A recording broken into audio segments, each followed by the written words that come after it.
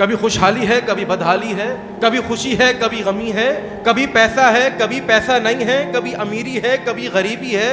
انسان کا حال کبھی بھی ایک جیسا نہیں رہتا، اپس اینڈ ڈاؤنس آتے ہیں، اونچ نیچ آتی ہے۔ تو نبی علیہ الصلوۃ والسلام نے کیا ارشاد فرمایا؟ من سرہ، جس انسان کو یہ بات پسند ہو، ان یستجیب اللہ لہ عند الشدائد، کہ اللہ اس کی دعا کو قبول کر لے۔ کس وقت؟ عند الشدائد، کہ جب انسان پریشانی اور غم کی کیفیت کے اندر ہے، جب انسان کے اوپر آزمائشوں کے پہاڑ ٹوٹے ہوئے ہیں۔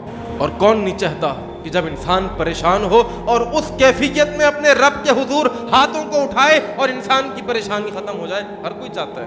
تو نبی علیہ الصلوۃ والسلام نے ارشاد فرمایا، حدیث کے الفاظ، فَلْيُكْثِرِ الدُّعَاءَ فِي الرَّخَاءِ، پریشانی کی حالت میں اپنی دعا اگر قبول کروانا چاہتے ہو نا، تو پھر آسودگی کی حالت میں کثرت کے ساتھ دعا کرو۔